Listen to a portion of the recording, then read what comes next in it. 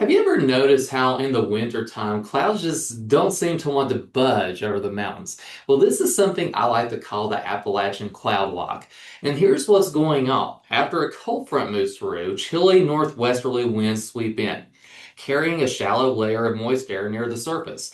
As that air hits the mountains, friction and terrain slow it down and trap it into place, almost kind of like locking in the clouds, so to speak. Meanwhile, a temperature inversion sets up a few thousand feet above the ground, sort of like putting a lid on a pot. That moist air underneath the lid can't mix out, so it condenses into a thick layer of low stratus clouds.